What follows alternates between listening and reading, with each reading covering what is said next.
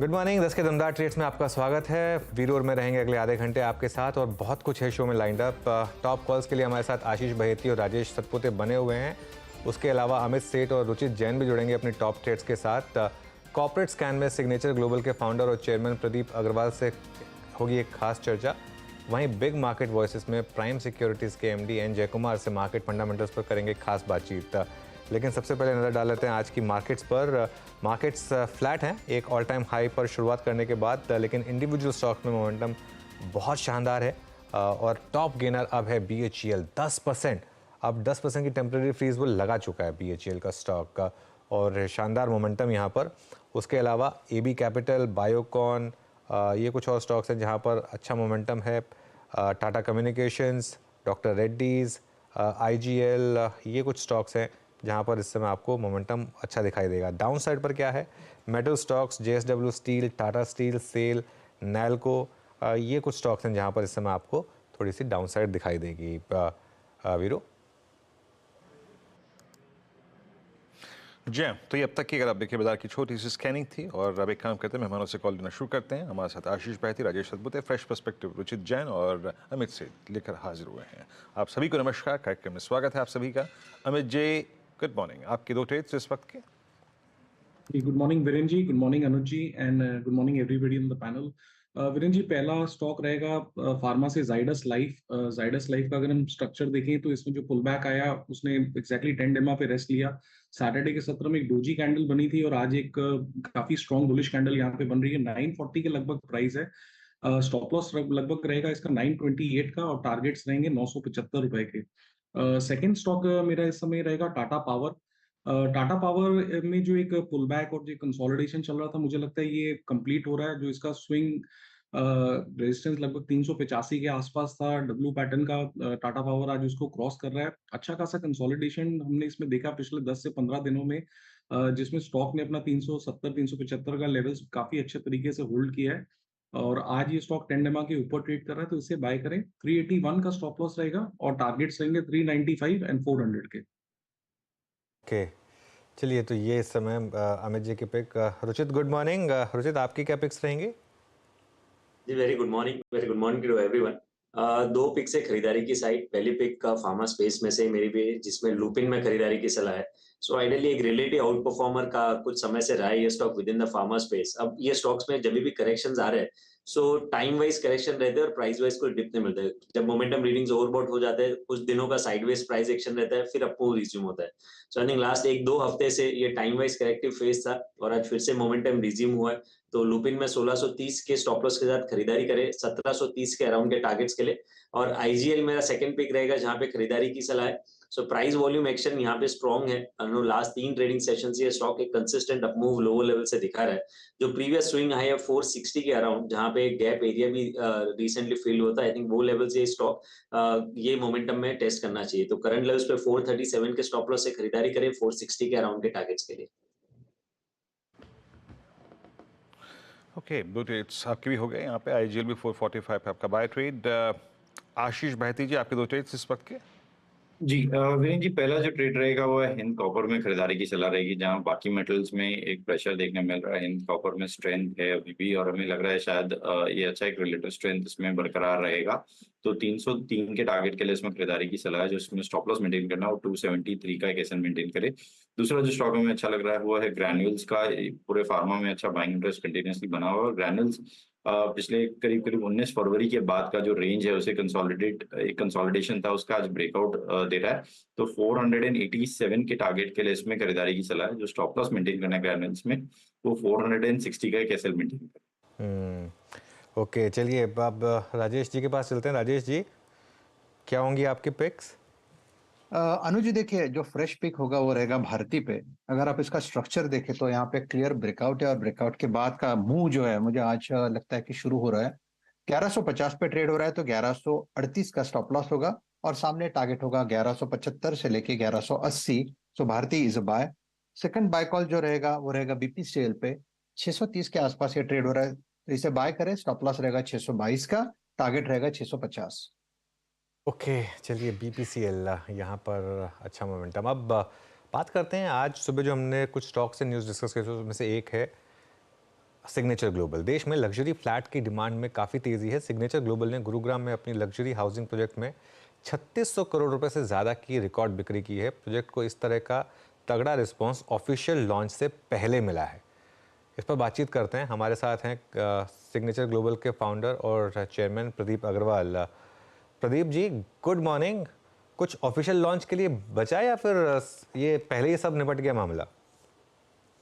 Good morning Anuj जी, आपने बिल्कुल ठीक कहा कि प्री लॉन्च में ही ओवरऑल जितनी इन्वेंट्री थी उसमें से 99% इन्वेंट्री जो है वो हम सोल्ड आउट कर चुके हैं। जैसा कि आप जानते हैं आजकल एक न्यूज़ है पूरी की द्वारका एक्सप्रेस से फ्लैग ऑफ होने वाला है। उसी के चलते जो डिमांड है वो द्वारका एक्सप्रेस वे के सराउंडिंग में जितने भी प्रोजेक्ट्स हैं उनमें काफ़ी ज़्यादा बनी हुई है। एंड ये जो हमारा प्रोजेक्ट है ये द्वारका एक्सप्रेस वे पर 16.5 एकड़ का है, लगभग 16.5 एकड़ का, जिसमें लगभग 1008 यूनिट है। इसको हमने प्री लॉन्च में सोल्ड आउट किया है, जिसका नंबर लगभग 3600 करोड़ के नियर अबाउट है। ये तो 3600 करोड़ मतलब क्या टिकट साइज क्या था आपका? कितने इसमें आपने यूनिट्स बेची हैं? जो हमारा ticket size, starting ticket size था वो 3 करोड़ का था। 3 करोड़ से लेकर 4 करोड़ रुपए तक की रेंज थी, डिपेंड ऑन साइज। एंड जो यूनिट है वो लगभग 995 यूनिट हमने इसमें सोल्ड आउट किए हैं, जो लगभग टोटल 1008 यूनिट के अगेंस्ट। क्या क्या एरिया था इनका? मैं एक पर स्क्वायर फुट प्राइस पर आने की कोशिश कर रहा था। हमने पर स्क्वायर फीट जो प्राइस है वो काफी कॉम्पिटिटिव रखा है। आजकल जो द्वारका एक्सप्रेस से जो लॉन्चेस प्राइस है वो लगभग 16-17 हजार के हैं, और हमने लेकिन जैसा कि कंपनी का एक एम रहा है कि किसी तरीके से अफोर्डेबिलिटी बनाकर रखी जाए, हमने 13,000 रुपए पर स्क्वायर फीट के प्राइस के ऊपर जितने भी हमारे कस्टमर्स थे उनको हमने अपना प्रोजेक्ट दिया। 13,000 का प्राइस एट अफोर्डेबल रेट है। सुन के प्रदीप जी बहुत अच्छा लग रहा है। खैर, मैं अब आऊँगा एग्जैक्टली कि सर ये जिस प्रकार की प्राइसिंग है ये लास्ट 1-1.5 साल में बड़ा सब्सटेंशियल, मतलब मैं इस 13,000 के प्राइस पे भी समझ रहा हूँ कि आपका ये कितना प्राइस बढ़ चुका है सर कोविड से लेकर अब तक का। ये प्राइसिंग अभी और स्ट्रांग होगी क्या? क्योंकि आप कह रहे हैं ना कि मार्केट रेट से आपने 3,000 कम ही रखा है। ये प्राइसिंग निकट भविष्य में और स्ट्रांग हो सकती है? बिल्कुल आपने ठीक कहा। ये जो प्राइसिंग है ये लगातार अप ट्रेंड की तरफ है, और इसका बहुत फंडामेंटल रीजन है कि जो इंफ्रास्ट्रक्चर है गुरुग्राम का वो बहुत बेहतरीन हो रहा है। आप ये देखिए, डिमांड सप्लाई का फर्क देखिए कि हमने लगभग जो 1000 फ्लैट के अगेंस्ट जो EOI expression of interest receive किया है वो लगभग 5.5 टाइम है। लगभग 5400 से ज्यादा एप्लीकेशन हमने इसमें रिसीव की हैं। और एक चीज और हमने इसमें फंडामेंटली की है कि केवल एक फैमिली को एक ही फ्लैट दिया है। आप ये देखिए, इतना सबके बाद भी जो इंटरेस्ट था लोगों का वो कितना ज्यादा है। इसमें जो एनआरआईज हैं उन्होंने बहुत बढ़ चढ़कर हिस्सा लिया है, बड़े बिग कॉर्पोरेट्स हैं उनका काफी ज्यादा इसमें इंटरेस्ट दिखाई दिया है। एक बहुत बहुत बेसिक रीजन है कि आज की डेट में जितनी इन्वेंट्री है बाजार में, उस इन्वेंट्री के अंदर इस प्राइस पॉइंट के ऊपर भी जो अवेलेबिलिटी है वो कहीं ना कहीं मुझे कम नजर आती है। ये एक रीजन है कि इस प्रोजेक्ट को हमारे इतना ज्यादा लोगों ने कहीं ना कहीं सराहा है। जी, और यहाँ पे प्रदीप जी ने जो बात कही ना कि एक परिवार से एक ही फ्लैट, एक खानदान से एक ही फ्लैट, अनुज, एक ज़माने में ये बात डीडीए के फ्लैट के लिए कही जाती थी, अब वो निजी सेक्टर में भी अप्लाई हो रहा है कि एक परिवार से एक खानदान से एक ही एप्लीकेशन। चीज़ मैं कहूँगा। अब आते हैं सर कि द्वारका एक्सप्रेस वे पे ही, हाँ अनुज, मैं कह रहा था कि वीरू ये बोलिए अनुज, बोलिए। नहीं, 13,000 रुपये आपको महंगा लग रहा है क्योंकि शायद मतलब वो एनसीआर के हिसाब से आप अगर मुंबई आ जाएंगे ना, यहाँ मुंबई की पूरी मतलब फॉरगेट अबाउट टाउन, वो तो खैर अनअफोर्डेबल है। उसके बाद सबर्ब्स भी पूरा ख़त्म हो जाते हैं। उसके बाद आप टोल नाका क्रॉस कर लेते हैं, उसके बाद जाके मीरा रोड भयंदर का इलाका आता है। आजकल ये रेट वहाँ पर है। ये रेट प्रॉपर्टी में अलग लेवल की बुल मार्केट है इस समय। बट हाँ बिल्कुल, लेकिन यहाँ पे अनुज, मैं दिल्ली एनसीआर से कंपेयर कर रहा हूँ। Pre Covid, during Covid pricing थी 4,500 लो कॉस्ट हाउसिंग की, और 5,000, 6,000, और प्रीमियम थी 7,000, 8,000। अब देख लीजिए वो कहाँ चली गई है। अच्छा सर प्रदीप जी, ये अभी आपके पास land bank exactly Gurugram Dwarka expressway के आसपास कितना है? और मैं पूछना चाह रहा हूँ कि अभी और कितने लॉन्चेस पॉसिबल हैं अगर मैं अगले फाइनेंशियल ईयर की बात करूं इसमें तो? सो देखिए, जो इन्वेंट्री है जो फोर्थ कमिंग कंपनी के पास वो इनफ है। लगभग 28 मिलियन से ज्यादा की अभी और हमारे पास लैंड बैंक है जो आने वाले 2 से 3 साल में हम लॉन्च करने वाले हैं। जैसा कि इस साल के अंदर जो हमारी एक जो गाइडेंस थी वो था लगभग हम 4500 करोड़ का जो प्री सेल नंबर है वो अचीव करेंगे, जो हम इससे पहले ही लगभग अभी तक लगभग 6800 करोड़ का हम अचीव कर चुके हैं। इस साल में मैं उम्मीद कर रहा हूं ये 7200 से 7500 करोड़ का नंबर हम आराम से अचीव करेंगे। और जो नेक्स्ट ईयर आने वाले हैं उसमें ईयर ऑन ईयर आप ये मान के चलिए लगभग 25% से ज्यादा का उछाल आपको हमारे इन नंबर्स में नजर आएगा। उसका बहुत बेसिक रीजन है डिमांड एंड सप्लाई गैप। मेरे ख्याल से अनुज जी ने काफी ज्यादा गुरुग्राम को पास से देखा भी है। तो मुझे लगता है कि अगर आप इस दौरान के देखें तो जो गुरुग्राम है वो काफी ज्यादा इस वक्त बदल चुका है। लोगों की जो डिमांड है वो बहुत ज्यादा बढ़ चुकी है। सोशल इंफ्रा बहुत बेहतरीन हो चुका है।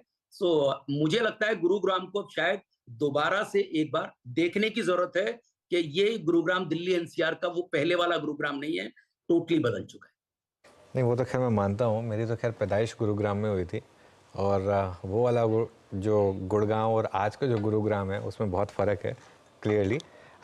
लेकिन एक बात बताइए मुझे फिर, इस समय हम साइकिल में कहाँ पर है रियल एस्टेट साइकिल पर, क्योंकि उसके ऊपर काफ़ी कुछ डिपेंड करता है। क्या हम मिड साइकिल में हैं या फिर हम मिड साइकिल को पार कर चुके हैं? ये मत कहिएगा कि अभी तो हम अर्ली साइकिल में हैं, क्योंकि ये बहुत लोग मतलब ऑब्वियसली डेवलपर तो यही चाहेगा कि अर्ली साइकिल हो। नहीं अनुज जी, बिल्कुल आपने ठीक कहा। मुझे लगता है ये प्रेडिक्शन करना बड़ा मुश्किल है कि हम किस साइकिल में हैं, लेकिन मैं केवल इस चीज से इसको कंप्लीट करूंगा कि हमने 1000 फ्लैट जो अनाउंस किए उसके अगेंस्ट हमने लगभग 5500 से ज्यादा एप्लीकेशन रिसीव की। तो लगभग अभी 4500 से ज्यादा और ऐसे लोग हैं जो केवल सिग्नेचर ग्लोबल के अंदर इन्वेस्ट करना चाहते हैं। आप ये देखिए, यही चीज कहीं ना कहीं मुझे लगता है एक बार शो कर रही है कि जो डिमांड है वो ज्यादा है। ऑफ कोर्स ये बिल्कुल ठीक है कि साइकिल मिड साइकिल हो सकती है, लेकिन मुझे लगता है अभी ये डिमांड आने वाले 1 से 2 साल में बनी रहेगी। ओके, बहुत बहुत शुक्रिया प्रदीप जी, अच्छा लगा आपसे बात करके। अगली बार मैं गुरुग्राम आऊँगा तो आपसे मिलकर थोड़ा और समझने की कोशिश करूँगा इस सेक्टर को और जो यहाँ पर हो रहा है उसको। Thank you so much. Welcome, thank you.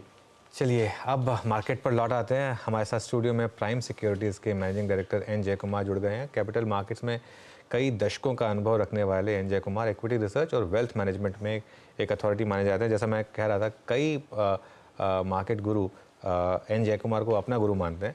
1993 से ही प्राइम सिक्योरिटीज़ के साथ जुड़े हुए हैं। इन्होंने IIT दिल्ली से इंजीनियरिंग और IIM अहमदाबाद से MBA किया और पढ़ने का सिलसिला खैर आज भी जारी है। पढ़ाने का विजिटिंग फैकल्टी के तौर पर ये स्टूडेंट्स को इकोनॉमी और कैपिटल मार्केट की बारीकियां समझाते रहते हैं। आइए समझते हैं कि इस रिकॉर्ड तेज़ी को वो कैसे देख रहे हैं और आगे क्या स्ट्रैटेजी रहनी चाहिए। जेक्स, गुड मॉर्निंग। और एक चीज़ मैं कहूँगा कि मार्केट में कुछ अनअडल्टरेटेड अगर बुलिश व्यूज़ रहे हैं पिछले कई सालों में, तो एक तो राकेश झुंझुनवाला जी थे, एक आपका व्यू रहा है। काफ़ी आप बुलिश रहे हैं मार्केट पर और PSUs में सबसे पहले तेज़ी आपने पकड़ी थी, मुझे याद है, तब मैं CNBC TV 18 में हुआ करता था। अब 2 पार्ट क्वेश्चन, क्या मार्केट पे अभी भी वही बुलिशनेस इंटैक्ट है और PSUs पर वो बुलिशनेस इंटैक्ट है? बुलिश होने के बहुत सारे कारण हो सकते हैं। या तो फंडामेंटल वैल्यूएशंस बोल लो, या फिर समटाइम्स मनी फ्लो कह लो, और कभी ऐसा भी देखने को मिलता है कि मतलब जनरेशनल जो मतलब दशकों में जो नहीं हुआ है वो इंडिया में हो रहा है। तो ये बहुत लोग तो इसके बारे में बात कर चुके हैं आपके चैनल और दूसरे चैनल्स में, लेकिन इसमें क्या हमको देखना है कि what is that one factor जो इस टाइम इतना डिफरेंट है जो पहले कभी हुआ नहीं है। और मेरे हिसाब से वो रिटेल पार्टिसिपेशन है, जिसकी आई थिंक आपके चैनल में काफ़ी जिक्र होती है कि ये एक फैक्टर है, लेकिन ये फैक्टर कितना बड़ा है और ये कितना महत्वपूर्ण है इस मार्केट के लिए और हमारे अगले 3-5 साल के लिए। अगर आप देखोगे कि 3-4 साल 5 साल पहले जो रिटेल सेविंग्स थे उनके सिर्फ 2.5-3% मार्केट में आते थे in terms of investments, whether through SIPs और म्यूचुअल फंड्स एक्सेट्रा। वो बढ़ के पहली बार 4.5-5% तक आया है, जो बड़े डेवलप्ड मार्केट्स में मिड टीन्स यानी कि 15, 16, 17% भी जा सकता है ये। लेकिन वो तो मतलब डेवलप्ड मार्केट्स की बात हुई। मैं तो बोल रहा हूँ सिर्फ ये 2.5 से 5 तक का जो रास्ता तय किया है इस मार्केट ने, by taking individual savings and individual investors in, उसका इम्पैक्ट आज आपने को देखने को मिल रहा है कि बहुत सारे commentators may be rightly also using historical baggage, मतलब जो अनुभव उनका है, जो हिस्टोरिकल पी बोलते हैं, एवरेज ऑफ 25 ईयर्स बोलो, उस मैट्रिक्स को देखते हुए, उनको मद्देनज़र रखते हुए ये लगता है कि ये मार्केट एक्सपेंसिव है। लेकिन मनी फ्लो और न्यू पार्टिसिपेंट्स के बेसिस में ये लगता है और कि मार्केट अभी काफ़ी हद तक, मेरे हिसाब से अंडर वैल्यूड तो नहीं बोलूँगा, लेकिन काफ़ी आगे बढ़ सकता है। जहाँ तक PSUs का इशू है, float was always a problem because government etcetera has large holdings. मेरे हिसाब से वो फ्लोट जितना कम है उतना मार्केट के लिए it is like the red rag to the bull, मतलब वो बुल के लिए उतना वो तेज़ी का कारण बन रहा है। तो एक तो फ्लोट है एंड 2 PSUs में बहुत बड़ा एक कारण है कि जो ऑर्डर्स नहीं आते थे, अब इनकी जो आज की सरकार है वो नॉमिनेटेड बेसिस में इनको ऑर्डर्स दे रही है, which means that PSUs don't bid like other private sector, they actually get orders on a nominated basis, मतलब उनको चुन चुन के ऑर्डर्स दे रहे हैं। तो orders plus execution plus the old workforce is retiring, efficiencies are coming into the system, और market हमेशा इनएफिशिएंट स्टॉक को चाहता है क्योंकि efficient stock gets priced at efficiency value. Inefficiency में क्या कि हर साल कुछ लोग रिटायर होंगे, नया टेक्नोलॉजी आएगा, old plants are getting junked, new plants are getting upgraded etcetera. ये सब देखते हुए PSUs में मेरे हिसाब से और काफ़ी तेज़ी का कारण बन सकता है। ये these are some of the factors I would say जो ये तेज़ी में अलग है कि retail participation and the flavor for PSUs, the orders that they are getting, and in a cycle where the world is seeking growth, और हमारे market में इंडिया में ग्रोथ है and PSUs are leading the capex cycle। अब private sector भी ये भार अपना उठाएंगे, ये उम्मीद है as we go forward, but और आगे बात कर सकते हैं, but this is the broad. बिल्कुल ठीक है, तो इन पर मैं आता हूँ वापस, रिविजिट करेंगे इनको, लेकिन एक दो स्पेसेस की बात कर लेते हैं जेक्स, और अगर आप चाहें तो आप स्टॉक स्पेसिफिक बात कर सकते हैं, नहीं चाहें तो शायद ना भी करें, लेकिन 2-3 स्टॉक जैसे टाटा मोटर्स, औरोबिंदो फार्मा, इन पर आप स्ट्रक्चरली काफ़ी बुलिश रहे हैं। वो बुलिशनेस अभी भी इंटैक्ट है या फिर रीसेंट मूव के बाद खासतौर से टाटा मोटर्स जैसे स्टॉक में वहाँ पर अब थोड़ा सा नर्वसनेस लग रही है आपको? सो अगर कंपनियां एक दर पे आके रुक जाएं और बोलें कि हम ग्रो नहीं करें, then we can take a call कि आगे कुछ नहीं है। लेकिन अगर ये कंपनीज जिनका आपने जिक्र किया, और नॉर्मली मैं ये इंडिविजुअल स्टॉक्स के बारे में बात करना पसंद नहीं करता हूँ, बट ये डिस्क्लोजर देना चाहता हूँ कि इनमें मेरे इन्वेस्टमेंट्स हो सकते हैं और मैंने इन्वेस्ट किया है। इन कंपनियों में जो सुधार आया है या जो वृद्धि हुई है, it is not been because of pricing और बिकॉज ऑफ वन फैक्टर, बहुत सारे फैक्टर्स इनमें इन्वॉल्व हैं। तो इन कंपनियों में डेट रिड्यूस हो रहा है, आपने जो 2 कंपनियों का जिक्र किया उसमें जो डेट है वो रिड्यूस हो रहा है, B new businesses are coming in, and specially in things like pharma जहाँ ownership levels are so low. Tata Motors फिर भी इंडेक्स स्टॉक है, पार्टिसिपेशन हुआ है, it has moved up and it is indicating of new money coming in. लेकिन pharma में तो people have taken a trading view अभी तक। तो जो फार्मा के मूव्स आए हैं, आज सुबह रिपोर्ट पढ़ रहा था कि जो ड्रग शॉर्टेजेस US में हैं, अब 250 drug shortages the EU has identified last week, 250 drugs they have put on the list जहाँ पर there are shortages। तो अगर shortages are happening across the world and this is only the beginning therefore, and some of the companies that you mentioned are positioned in this space। तो एक तो है कि patented drugs बहुत लोग afford कर नहीं पाते हैं, जेनेरिक्स ड्रग्स करते हैं, प्लस ये जो कंपनी का जिक्र किया वो there was a newspaper article also over the weekend about the PLI implementation कि बहुत critical inputs people are marketing. So I think the Indian pharmaceutical sector, और ये औरोबिंदो का ही जिक्र नहीं है बट ये सेक्टर का ही, मतलब मैं ये बोलूँगा कि जहाँ वेटेज आज भी 5% हो इंडेक्स में, जिस 5% में 3/4 एक कंपनी का वेटेज है सन फार्मा का, तो बाकियों का तो कोई वेटेज ही, ओनरशिप भी काफी कम है कंपेयर टू जो पीक था उसके। बिल्कुल सही, FI ओनरशिप ना के बराबर है, local ownership only at the margin है। तो people don't own enough of the stock, stocks are undervalued, tailwinds are there. मतलब मेरे हिसाब से तो ये एक मौका अच्छा, हम लोग क्या होता है कि प्राइसेस देख के many times we come to the conclusion कि बहुत कुछ बहुत हो चल गया, हाँ, हाँ, हाँ हाँ। वेरएज ये जिंदगी का असूल है कि आपको मिस करने की जो फीलिंग है वो होनी चाहिए, फोमो जो बोलते हैं वो होनी चाहिए आपको।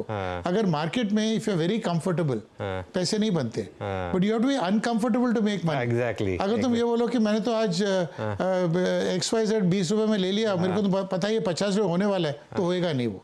तो you have to be uncomfortable and that is the truth of the markets. तो ये सच्चाई ये है कि जितना आप अपने आप को थोड़ा नर्वस फील करते हो, वो अच्छी बात है वो, क्योंकि अगर पैसा बनाना इतना आसान होता तो सब लोग बना रहे होते ना। बिल्कुल। वीरू? बिल्कुल बिल्कुल सर, एक और स्पेस जो कि इस बार अर्निंग्स के लिहाज से बहुत स्ट्रॉन्ग अर्निंग्स देखे गया, and that's I think capital goods. आप EB की अर्निंग्स देखिए सर इस बार, L&T को देखिए, and specially their order win और आउटस्टैंडिंग ऑर्डर बुक है। यहाँ से ये स्पेस क्या अभी भी आउट परफॉर्म कर सकता है इस प्राइसेस पे भी? आपका व्यू कैपिटल गुड्स? मेरे हिसाब से capital goods and the capex cycle will be the theme for, मतलब अगले 5-7 साल के लिए तो ये चलेगा। एंड इसमें क्योंकि again I go back to the ownership levels, पहली बार रिटेल का पब्लिक इस तरीके से आ रहा है इस इन स्पेसेस में जो companies like L&T have not had a bull run for a long time. So I think they are still early days. हालांकि वो पेस ऑफ चेंज जो बोलते हैं, जो रफ्तार से जो बढ़ा है मार्केट, वो रफ्तार से ना बढ़े। लेकिन एक चीज़ तो पक्की बात है कि हर डिप में, हर करेक्शन में इस स्पेस में बाइंग आएगा, ये मेरा मानना है। हर डिप में, हर करेक्शन में बाइंग आएगा। अच्छा, अभी अनुज ने बात करी थी PSUs की, सर इसी में एक धड़ा, आई मीन जब मैं आपसे बात कर रहा हूँ ना, तो ऑल टाइम हाई पे look at Bharat dynamics, BEL at 212 at all time high, HCL at all time high. मान लीजिए जो बाजार ने दिसंबर में सेंस लिया कि जनरल इलेक्शंस में कौन सी पार्टी आ रही है, किस गठबंधन की सरकार बनेगी, वही हुआ, तो सर यही stocks Bharat dynamics, HCL, BEL, क्या ट्रेजेक्टरी देखते हैं आप इनकी? आपका व्यू डिफरेंस पे इस वक्त? अगर कोई स्पेस में फ्रॉथ आया है जो बहुत आगे का डिस्काउंटिंग कर चुका है, वो डिफेंस स्पेस है। डिफेंस में ऑर्डर्स आए हैं, एग्जीक्यूशन भी हो रहा है, लेकिन जो मल्टीपल्स हम लोग यूज़ करते हैं इवैल्यूएट करने के लिए, they have become very very expensive. And normally देखा गया है कि प्राइस वाइज नहीं तो एटलीस्ट टाइम वाइज करेक्शन देना मेरे हिसाब से बनता है इसमें। एंड मुझे ये लगता है कि over a 6-12 month period orders में कम, एग्जीक्यूशन में हैपन, लेकिन डिफेंस थोड़ा यही रेंज में रहेगा। मतलब अगर आप डिफेंस नहीं है आपके पास, इवन 6-8 महीने के बाद आप वापस आते हो, मेरे हिसाब से ज़्यादा कुछ इसमें बढ़ोतरी नहीं नज़र आएगी आपको, बिकॉज ये run ups have been too sharp. Okay. अच्छा, by the way Nifty bank में अच्छी रिकवरी आ रही है और आप डे हाई पर आ गए हैं हम। आज ध्यान रखिए, आज बैंकेक्स की भी वीकली एक्सपायरी है, तो अच्छा मोमेंटम इस समय बैंकों में। अच्छा, ये एक सवाल जो मैं आपसे पूछना चाह रहा था, अभी जब आप आए तो हम सिग्नेचर ग्लोबल की मैनेजमेंट से बात कर रहे थे। ये रियल एस्टेट मार्केट में जिस तरीके की तेज़ी चल रही है, वो क्या स्टॉक्स यहाँ पर भी वो फैक्टर काम करेगा क्या, जो अंडर ओनरशिप, या फिर अभी भी कई लोगों को फोमो है यहाँ पर, या फिर ये भी काफ़ी चल चुका है आपके हिसाब से? Other than 1 or 2 stocks, at least personally I have not participated in the real estate move, and मैं उस नज़रिए से नहीं देख रहा हूँ कि मैं मिस कर चुका हूँ इसीलिए, बट मुझे लगता है कि जो percentage of market cap real estate के अगेन होना चाहिए, बहुत सारे अच्छे कंपनियां हैं। The good thing is not every company is moving, some of the 3-4 large companies have outperformed significantly. तो मुझे तो ये लग रहा है कि ऑफ कोर्स आज के दिन premium housing is selling a lot more, but as the nuclear family concept continues to increase, perhaps the recovery may be more wide spread. तो आज हम विजिबल जैसे DLF आते हैं या ये Shobha and others, you talk about marquee projects, लेकिन they should come a time when you should talk about the length and breadth, not affordable but mass affluent और द मास मार्केट। आज के दिन उसमें मुझे उतनी वो डिमांड नहीं नज़र आ रही है जितनी जो स्टॉक्स बता रहे हैं, बट प्रीमियम मार्केट में definitely there is a disproportionate demand factor. तो keeping this in mind, maybe the recovery will spread, maybe the market is factoring something to happen, तो real estate could be a good pick again, but I will wait for corrections to buy. Okay, real estate में correction का आप wait करेंगे।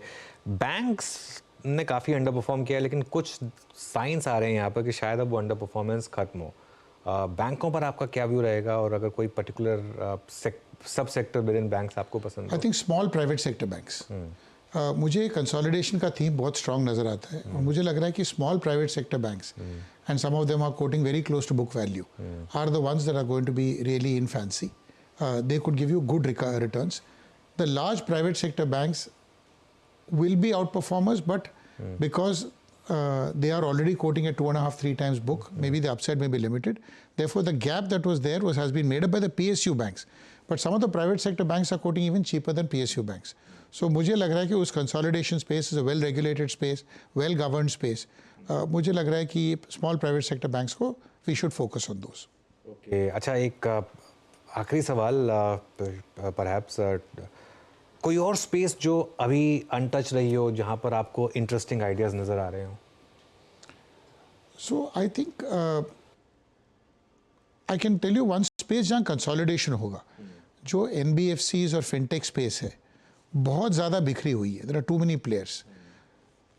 पापा, लेकिन Paytm के बाद थोड़ा लोगों में डर बैठ गया एक्चुअली। वही बोलो, तो वो स्पेस में कंसोलिडेशन रहेगा, is one space that I can look at, but there's a space linked to that, but इसलिए मैं वो थोड़ा हिचक रहा था बात करने की, क्योंकि it pertains to companies like us which are in the financial services space. समझिए, हाँ। तो we call ourselves return on intellectual property and return on जैसे network. एंजल, मोतीलाल, ये सब बहुत भागे तो हैं इसमें जैसे, हाँ। तो जैसे आपका स्टॉक भी वैसे काफ़ी भागा है, लेकिन हाँ, मतलब जैसे वेल्थ हाँ, मैनेजर्स हैं, जैसे इन्वेस्टमेंट बैंकर्स हैं, जो सर्विसेज स्पेस में हैं, आई थिंक द सर्विसेज का माहौल बहुत बदल गया है। So maybe that could be an interesting space. और ऑब्वियसली मार्केट में ये लेवल में इट इज़ नॉट कि कुछ भी कहीं भी तीर चला लो और वो तीर निशाने पे लग जाएगा, वो नहीं है। But I think we need to be selective, but so financial services space में एंड सम एनबीएफसी कंसोलिडेशन में there could be opportunity. These are two I will like to leave on the table. Alright जेक्स, बहुत बहुत शुक्रिया आज हमारे साथ जुड़ने के लिए। एज ऑलवेज बहुत अच्छा लगा आपसे बात करके। और वीरू, मार्केट भी अच्छे खासे मोमेंटम में, खासतौर से बैंक निफ्टी में। Thank you. जी हाँ, बैंक निफ्टी इस वक्त एक मोमेंटम स्ट्रॉन्ग जनरेट करता हुआ, बैंक निफ्टी डे हाई, और BHL 12% ऊपर, पूरा का पूरा पावर, पूरा का पूरा डिफेंस, पूरा का पूरा कैपिटल गुड्स इस वक्त मूव जनरेट करता हुआ। अमित, एक स्टॉक पे आपकी राय चाहूँगा। अभी कुछ देर पहले मैंने पिक किया था, that was I think BL, अब आ गया है ऑल टाइम हाई पर। नया पोजीशन क्या है? हमने पिक किया था 210.50 पर, अब 2.2। जी, BL में वीरेंद्र जी हमने एक फ्रेश रेंज ब्रेकआउट देखा। अगर आप देखें इसका चार्ट, तो पिछले 8 से 10 दिनों में एक कंसोलिडेशन चल रहा था 201 और 208 के लेवल पे। काफी नैरो कंसोलिडेशन था, और मार्केट कहीं भी जाए, लेकिन ये काफी स्टेडीली लेवल्स होल्ड कर रहा था। आज उस रेंज का हमने ब्रेकआउट देखा है। तो मैं आज का जो लो है पोजिशनली 206, उसको स्टॉप लॉस लगा के मेरे पोजिशनल टारगेट्स यहाँ 220 से लेके 225 के होंगे 3 से 4 दिनों में। जैम, और ये देखिए आपके स्क्रीन पे मूडीज ऑन इंडिया, एक बहुत महत्वपूर्ण टेक। 2024 जीडीपी ग्रोथ का जो अनुमान है बढ़ा है 6.1 से बढ़ाकर, अगर आप देखें तो इसको करा गया है 6.4। तो यहाँ पे 6.8, माफ कीजिएगा, 6.8। तो हालिया जीडीपी के जो आंकड़े थे, और आगे की आरबीआई की ओर से दरें स्थिर रहने की उम्मीद है उनको, तो एक बहुत बड़ा स्टेटमेंट। और आई थिंक ये हम बात ही कर रहे थे शुक्रवार की मॉर्निंग में, इस बात की पॉसिबिलिटीज़ है।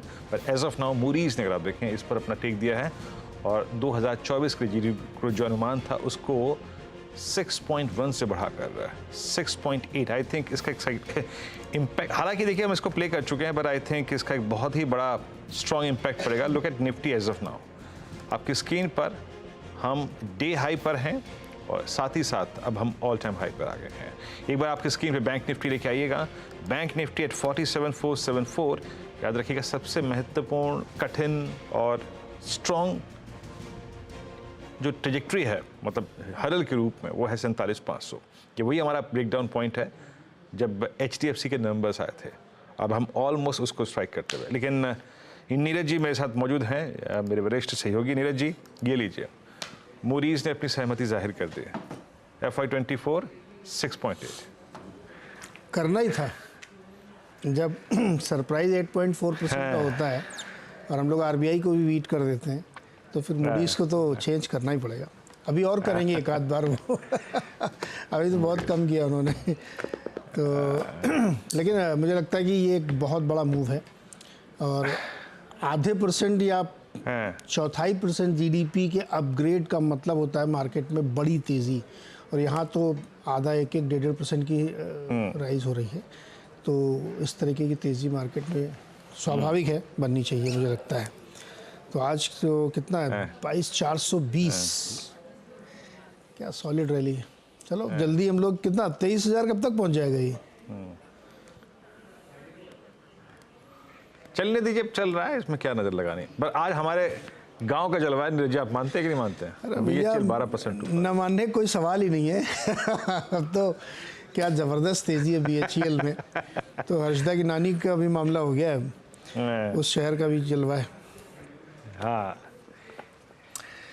तो चलिए BHEL 11-12% की रैली सिंगरौली प्रोजेक्ट के हासिल होने के बाद से, और ज़बरदस्त तेज़ी है। अभी हाल फिलहाल में ये 212 रुपये का लो टच किया था इसने, और 212 से 263 की जर्नी मात्र हमारे ख्याल में 7-8 ट्रेडिंग सेशंस में हुई है। तो इस तरीके की बड़ी तेज़ी स्टॉक्स में देखने को मिल रही है। चलिए शुरुआत करते हैं ट्रेडर्स हॉटलाइन की फटाफट। सबसे पहले आपको फटाफट हेडलाइन सुना देता है।